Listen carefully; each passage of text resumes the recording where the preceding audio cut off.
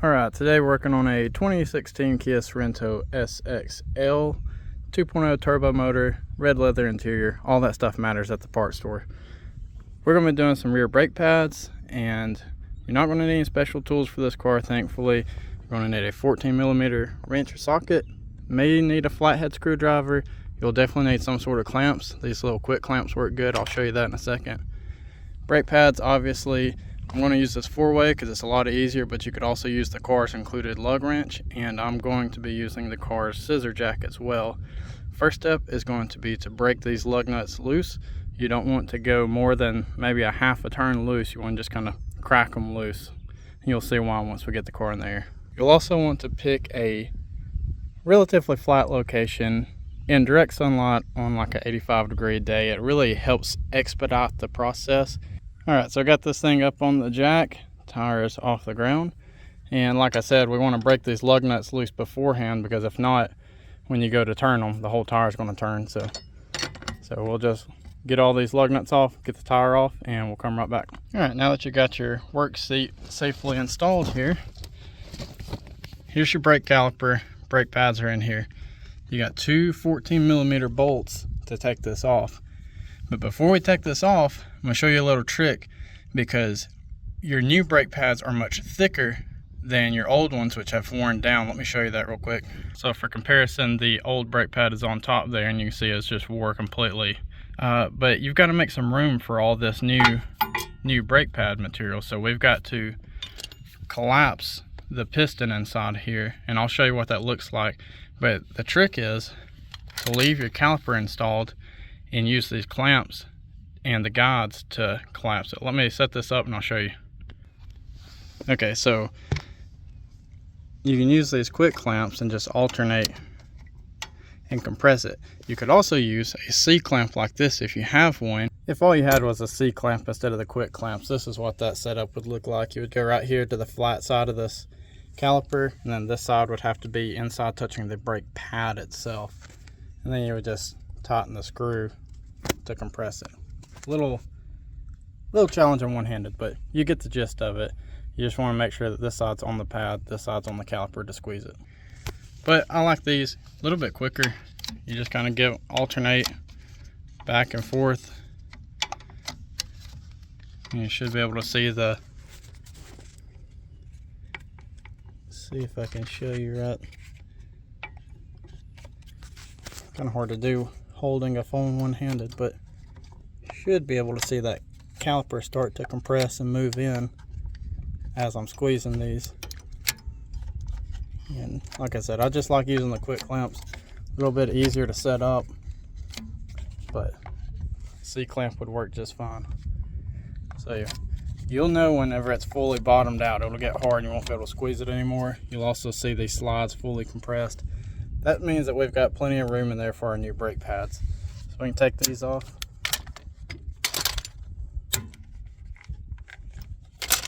And now you see that we got some room in there for our new brake pads.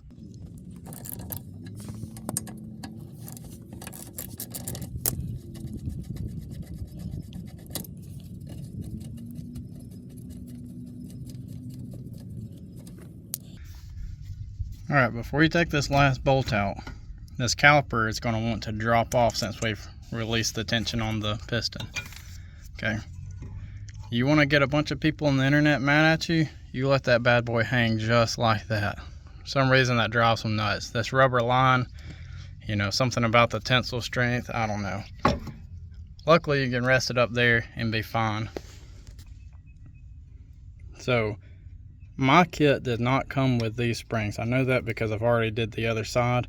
So I'm going to keep these two springs right here. And then we'll remove these brake pads.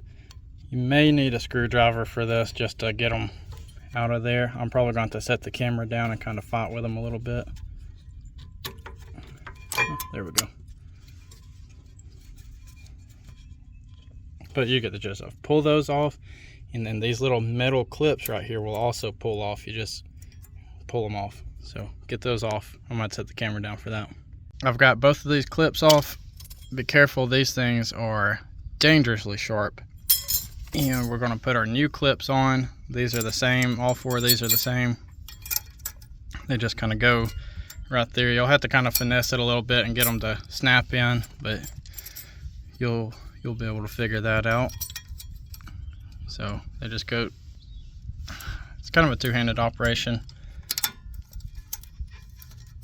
Well, I was trying to get one on camera, but either way, you get it. They just pop in there, and then we'll get some brake pads in. Sorry for the video being kind of all over the place. I really needed a tripod today, but I do not have one. So just make sure you're matching your brake pads up. They're the exact same. This one, you know, I don't know how necessary this is. This is a little backing pad off the old pad. It's got a new backing pad on it, but it also has the cutouts for this. So I'm going to just snap it back on there like that, just to make me feel a little bit better. But let's see if I can show you how this goes.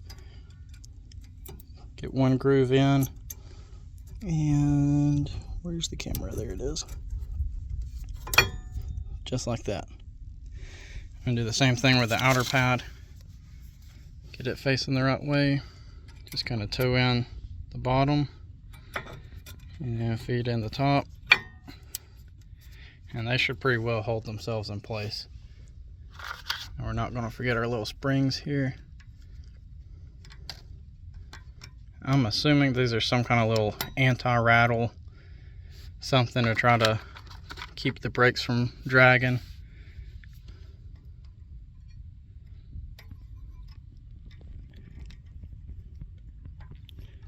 Just like that. And then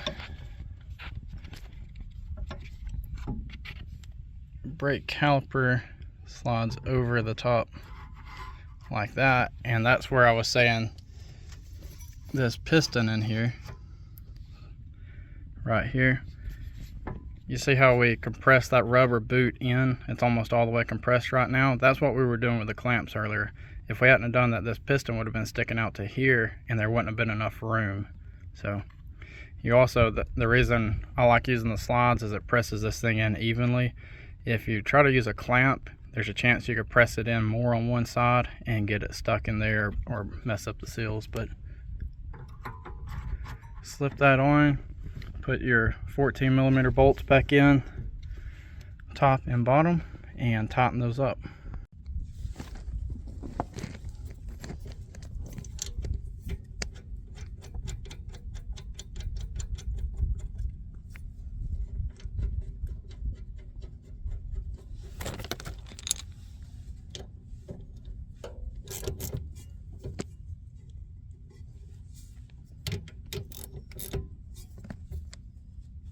Don't go crazy tightening these. If you strip out this slide bolt, you're going to have a whole nother issue on your hands.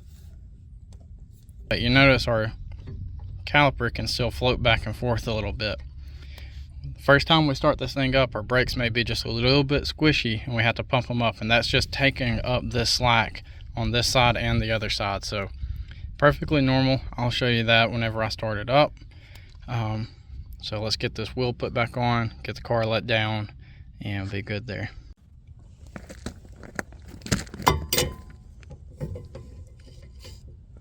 When you tighten these wheels up, these are hub centric wheels, you kind of want to spin it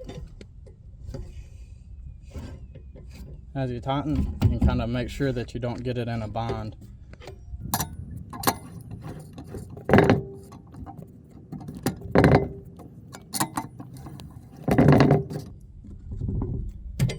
I like to just kind of rattle it a little bit, make sure that I'm seated good on that cone in there, and then get a couple of these hand tight before we let down the jack.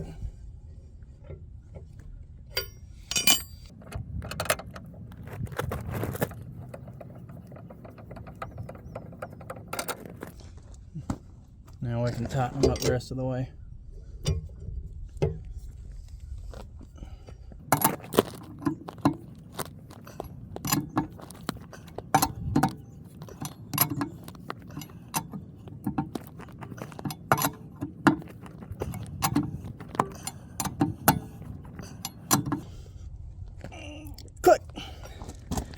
Always make sure you torque those to spec as well.